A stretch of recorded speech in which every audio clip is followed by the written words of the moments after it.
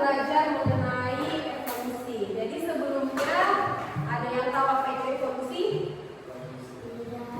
Apa itu arti evolusi? Asal bagaimana spesies atau suatu makhluk hidup dapat berubah ataupun menyimpang dari waktu ke waktu. Pernah belajar mengenai evolusi? Tidak? Nah, jadi evolusi adalah perubahan atau suatu proses perubahan yang terjadi secara bertahap pada makhluk hidup secara perlahan-lahan dengan membutuhkan waktu yang sangat lama. Jadi evolusi ini nanti akan dapat menghasilkan perubahan bentuk yang menjadi lebih baik atau lebih kompleks ke depannya. Contohnya ini evolusi, misalnya orang pada zaman dahulu itu jarinya 4, itu berevolusi jadi jarinya 5. Nah, kita lihat kenapa bisa terjadi. Nah, mekanisme bisa terjadinya suatu evolusi itu karena ada 2, ada variasi genetik dan ada juga seleksi alam. Tapi kalau seleksi alam ini hanya untuk seleksi alam, sedangkan variasi genetik dia bisa lagi terpengaruhi karena apa? Karena mutasi gen ataupun karena rekomendasi gen, jadi akan mengalami mutasi secara spontan. Sedangkan seleksi alam maksudnya adalah ketika suatu makhluk hidup di dalam alam dia tidak dapat bertahan hidup, maka dia akan punah, akan meninggal. Kita lihat apa sih contohnya? Kita lihat bahwa di sini ada perbandingan teori dari Lamarck, Darwin dan juga Weismann. Kalau dari gambar apa yang diamati? Apa yang dilihat perubahannya? Ya jerapah. Jerapahnya berapa? Lehernya berapa? Panjang. Ada yang panjang. Yang mana yang panjang?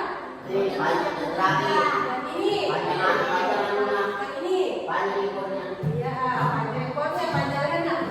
Tapi kalau ekornya kan sama semua kok. Tapi kalau lehernya ada yang pendek, sedang ada yang panjang, ada yang kenapa bisa terjadi? Kenapa bisa terjadi ada yang? Tapi kalau jerapah sekarang lehernya panjang atau pendek? Kenapa bisa? Ternyata dulu itu katanya ada leher pendek, ada juga leher panjang. Kenapa bisa? Ada timbang. Jadi kita lihat dulu kalau si Lamarck mengatakan bahwa dulunya jerapah ini adalah berleher pendek. Lamarck berkata bahwa dulunya seekor jerapah ini dia berlehernya pendek, tetapi kan jerapah dia makan dari tumbuhan yang tinggi. Jadi ketika dia makan kan dia harus ini meregangkan otot apanya, lehernya tuh. Jadi karena memang kebiasaan yang dia harus mencari makan di tempat-tempat yang tinggi, sehingga lehernya mengalami peregangan dan lama-kelamaan akan semakin tinggi. Jadi katanya si Lamarck bahwa perubahan sifat dan fungsi organ tubuh sebagai akibat adaptasi nanti akan diwariskan pada keturunannya. Jadi walaupun dia contohnya berleher pendek, tapi karena setiap dia mau mencari makan dan harus di tempat yang tinggi, maka kelamaan dia akan berleher panjang. Sehingga nanti keturunan atau ketika dia akan mengalami reproduksi, maka jerapah yang leher ini akan berleher panjang dan leher pendek lagi. Jadi kalau katanya Lamarck, berapa itu jerapah yang sekarang berleher panjang. Nah, kita lihat kalau Charles Darwin mengatakan bahwa jerapah ini dulu dia adanya bervariasi. Kenapa bervariasi? Ayo, kenapa Adriansyah dia bervariasi? Kenapa? Oke, jadi didengarkan. Kalau Charles Darwin dia mengatakan bahwa jerapah dia ini bervariasi, ada yang berleher pendek dan ada juga yang berleher panjang. Nah, ketika dia memakan di suatu pohon, kan pasti di pohon ini ada yang tinggi, ada yang panjang. Jadi ketika mereka makan di pohon yang pendek, otomatis jerapah yang memiliki leher pendek sama leher panjang dapat memakannya, toh? Nah, sedangkan ketika memakan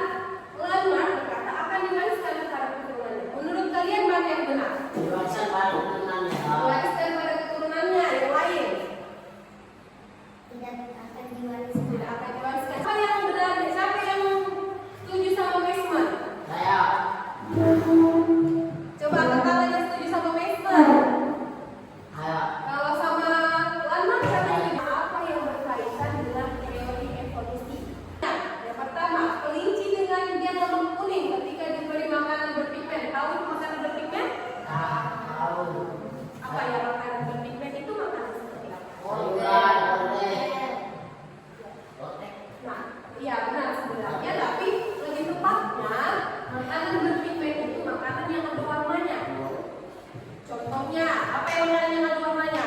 Warteg. Wortel, tomat, sayur, pepaya yang pokoknya memiliki Mangga. warna ya. Sedangkan makanan yang tidak berpigmen, makanan yang tidak ada Warna. iya, makanan yang warna putih saja, contohnya seperti lobang, ya jamu. Apa kayak warna merah putih itu? Ya itu berarti makanan yang tidak ada pigmennya, tidak memiliki warna. Oke, jadi ketika kelinci dengan gen lemak berwarna kuning diberikan makanan yang berpigmen akan menghasilkan lemak berwarna kuning. Sedangkan makanan yang tidak berpigmen akan menghasilkan berlemak putih. Jadi kenapa bisa terjadi? Kira-kira kenapa bisa terjadi? Kenapa bisa terjadi kalau kelinci dengan gen lemak putih dikasih makan berpigmen dia tetap kuning, tapi ketika makanan tidak berpigmen dia berlemak putih? Kenapa bisa terjadi? Karena warnanya.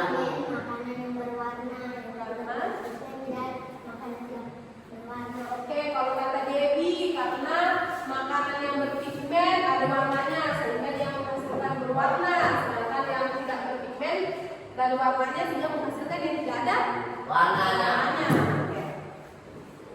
Oke, bisa jadi, cuman salah satu faktor penyebabnya itu karena tidak mempunyai gen pengendali enzim pengurai pada pigmen.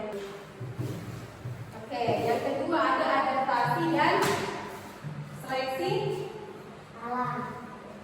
Ayo, kalau menurut Marcel, apa yang menjadi pembeda antara kedua gambar tersebut? Ini kedua Beda gambar. warna pohonnya. Apa? Beda warna pohonnya.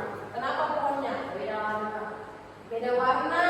Selain itu apa lagi yang paling menonjol? Ada putihnya. Ada putih-putihnya. Kalau di sini tuh nggak ada putih-putihnya. Di sana itu dua itu. Ini yang mana lebih banyak putihnya ya? Mana? Di sini, yang di sini kenapa? Dua mati ini. Mati ini. Dua. Kalau di sini bisa, kalau di sebelah sini yang hitamnya yang dua, kalau di sebelah sini putihnya yang dua. Kenapa bisa terjadi? Karena mati ini. Karena mati nih, karena apa lagi? Anu di tanahnya. Jelek tanahnya nggak subur, apa lagi? Karena banyak burung ini pada tuh. Karena banyak guru yang suka makan, apa lagi? Ada pakai mobil banyak. Oke, kenapa? Karena sebelum terjadinya revolusi dalam suatu industri, hewan ini akan terus mengalami perkembangan. Tidak ada maksudnya seperti predator yang makan. Kenapa dia jenis hewan itu? Karena belum ada predator.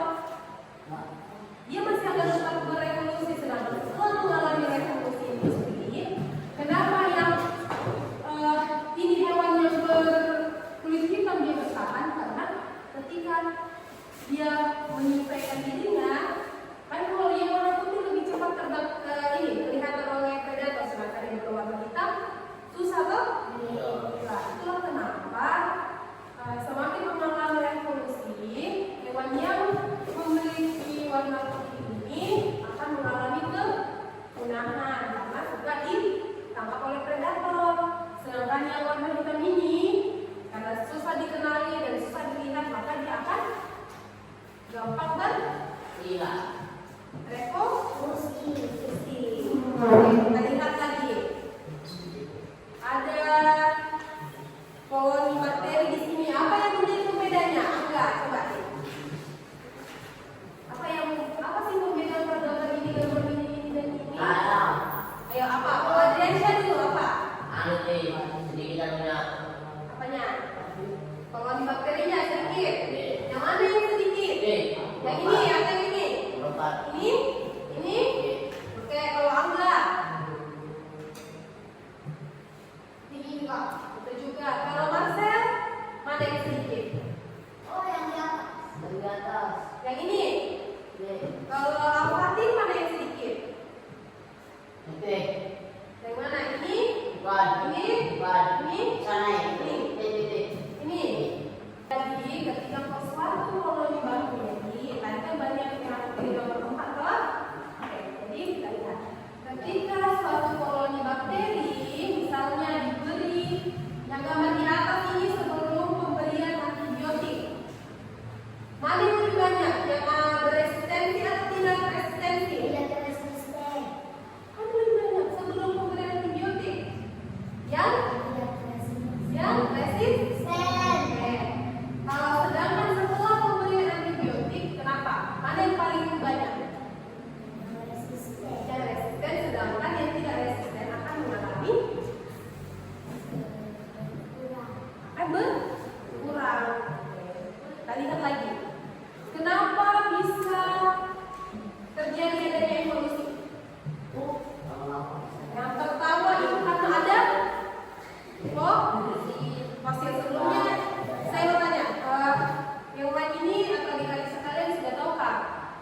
teori fosil atau sudah pernah mendengar kata fosil?